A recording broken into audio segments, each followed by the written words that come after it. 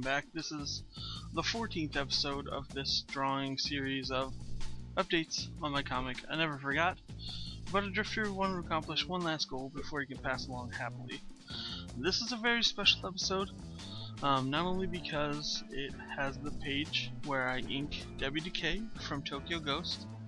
If you haven't watched, or if you haven't picked up that first trade or a couple of the comics of Tokyo Ghost, I highly suggest it.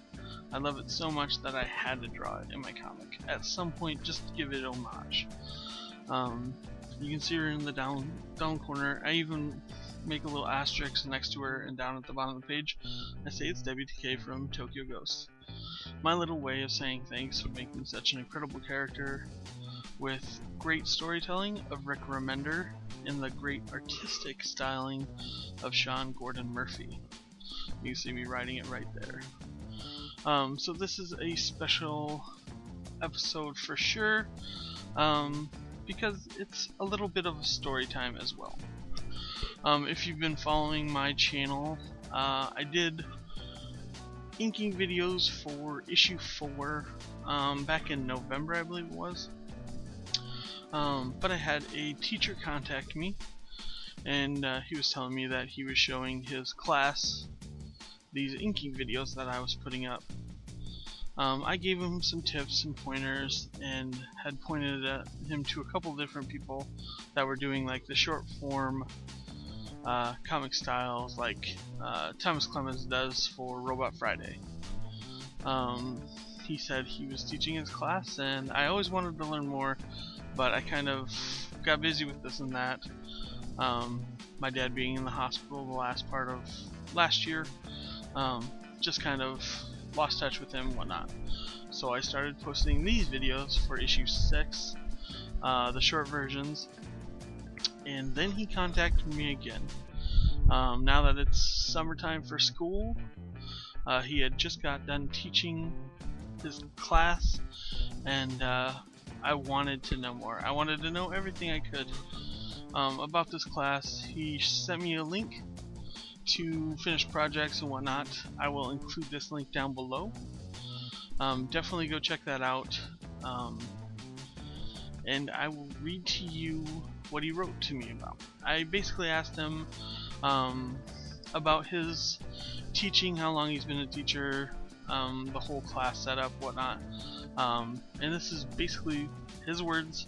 I'm just relaying them to you, so buckle in, because it's one heck of a story. I was just blown away by everything he wrote in this email. So this is his email to me about his class units that he's been teaching for comic strips and inking and such like that. So, I've been teaching for over 20 years. I spent the bulk of my teaching profession at an elementary school. 5 years ago, I got the opportunity to teach at a high school level. I got thrown into the fray about 2 months after the school year had started. They told me I would be teaching all computer graphics courses. I was fine with that, as I was pretty well versed in Photoshop and Illustrator software. So that's what I did for the first year. I wasn't giving any money for supplies, so I ended up spending about $1,500 of my own money to keep the class equipped with the essentials of a graphics class. Basically printer ink, poster paper, computer replacement parts. The next year they gave me 4 computer graphic classics and 2 drawing classes. This time they did give me $180 for supplies. Keep in mind that was 120 kids to teach.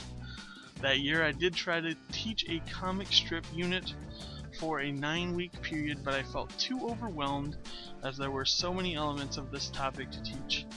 So I thought to myself, in order to teach this properly, I'm going to need at least half the year. The reasons I have an affinity for teaching comic strips are: 1. I always wanted to be taught how to do it when I was in high school.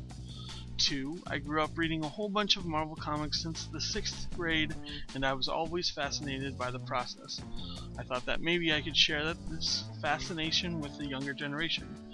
3. I realized doing comic strips could integrate a number of other academic disciplines into the process, i.e. language arts, math, reading, current events. 4. I wanted to see the progression of the students' artistic skills from day 1 to day 180.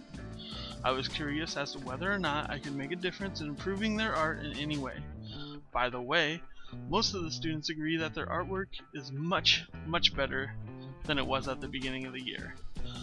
I'm going to pause for just a second, and I can definitely show that pleasure in knowing that your art's improving. Like I said, I've been doing this comic for a year now, and if you look at that first issue to this issue now, issue 6, it's like night and day. Adding shadows, different line weights, it's all getting better. So I can only imagine what he was experiencing, and I enjoyed catching up on his blog posts. So back to his email.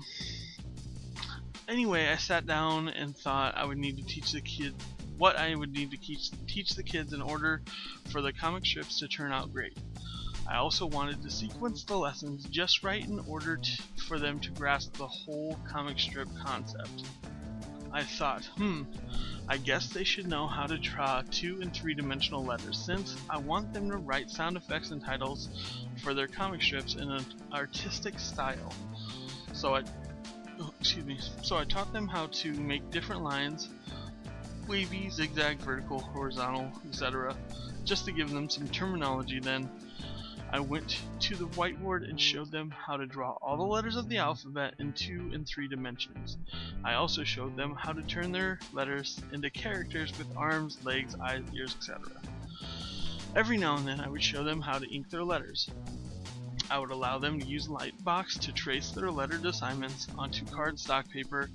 I would then show them how to ink and leave white highlighted areas around the edges of their letters. I would also show YouTube videos on lettering and give them another perspective. Eventually, they were able to produce lettered artwork like the ones you see on my Blogspot page. Then I figured they would have to know how to draw in perspective.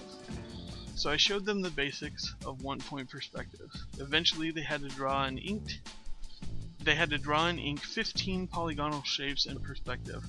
The shapes had to be inked with highlights in certain areas. And then next, I showed them how to draw comic character faces. I started with showing them 6 basic head shapes: oval, circular, rectangular, football, triangular, and pear-shaped. On the other side of those head shapes, I had about 6 different eye shapes and 6 different nose shapes. I showed them how to mix and match the head shapes with the eyes and the noses, and this allowed them to vary their comic characters' features. Their end of the semester exam was to draw 2 characters' faces, one from 3/4 view and the other from a frontal view. The characters had to be inked along with adding highlights if their hair, if applicable. When we got back from Christmas break, I immediately jumped back on the horse and was teaching them how to use stick figure form as a template for drawing their characters in different poses. This was the most challenging skill that I had to teach. Before, all they had to worry about was drawing faces. Now they had to put a body on these characters, along with putting them in different poses. I also taught them drawing rooms in 1-point perspective, drawing silhouettes, drawing word balloons, drawing caption boxes, drawing panels, drawing hatching lines, drawing character at different camera angles, etc. over the shoulder, extreme close-up, wide, medium, overhead, worm's eye view, bird's eye view, cowboy, double close-up, etc. Drawing a comic page with panels, leaving gutter spaces, drawing their title, writing stories, developing plots. And if any student finished ahead of time, I would then show them how to color their comic on Photoshop. I would say 80% of the students were able to stay interested in the comic strip unit because I kept the lessons interesting and gave them a lot of feedback on all of their projects. Sometimes it would take me 2 hours to grade one classroom assignment because I would write a paragraph of info on the back as to what was good about their project and what needed a little more work. The other 20% had to just strap off their helmets and stay the course. I didn't really care if they were dissatisfied about the comic strip study. They had to learn that to become good at something, you had to practice it on a daily basis. This was my 3rd complete year teaching comic strips as an extended unit. I even made my own comic strip as a direct result of teaching this course, The kids seemed to like it, as they got a kick out of seeing me work alongside them. I guess I may display my work on the blog page too. And I believe we should definitely leave him some feedback. Go check out the blog post. It's so incredible to see the progress these kids made. Not only that, but you have this teacher that genuinely cares. So leave a comment for him. Hopefully he'll check this out. I'm going to reply to him telling him that this video, I basically read his email. I pointed people at the blog post. And I definitely want to keep up and see where this unit goes and how his teaching evolves, because I had some great teachers growing up, and I can tell he's definitely one of the great ones. So cheers, all the best. Check out the blog post, leave comments for him down below, leave comments on the blog post. I'm not quite sure if you can leave them on the blog post, but I hope so, because it's doing an incredible job. Now back to the page. I've been inking these pages. This is the last of the preview pages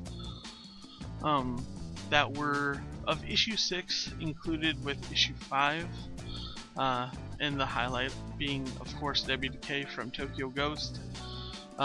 There were some very interesting videos I found of Sean Gordon Murphy's inking style. There's one where he just does a quick character sketch, and there's a 3-section part that takes about a half hour, basically showing layouts and like different inking styles and whatnot. Definitely worth checking out. I may hit on those in a different video, but they are very worth checking out. So down below I will have links to Sean Gordon Murphy's inkings. I will also include links to that blog post showing those kids comic strips. I think that's gonna do it for now. Issue 6 is inked. I am in a place where I can't scan the pages in and get to coloring process, so I am getting to work on issue 7. I hope your endeavors are going well. I look forward to seeing everybody else's projects coming along. I know Gaz is chomping at the bit, and I think he's starting on issue 2 now. Yanimal, definitely check out his work. He's he just finished up 100 Days of Making Comics with his 10-page introduction to his story Phosphor. Definitely check it out. If you don't want to watch the whole 100 videos, these last 20 for sure you need to check out. I think he was basically cranking out 1 page a day, which is insane by anybody's standards, especially mine. Like, I mean, whatever. He is quick. He's quick. Also, Kevin Cross is back. You can check out his Patreon. I will throw links to my Patreon where you can read my comic online, where you can purchase my comic online. If you want to interact, probably the easiest way to find me online is on, of course, Twitter. But that's going to do it for me. I will check in with you next week. I might be doing a review this week, but I'll probably save a review for next week. I hope you enjoyed Low. If you haven't checked out the Low review, definitely check that out. I posted it last weekend. I think they're going to be weekend releases, so let me know your feedback if you read Low, if you want to read Low based on my review. But that's going to do it for me. Love you guys, and I will catch you next week. Later.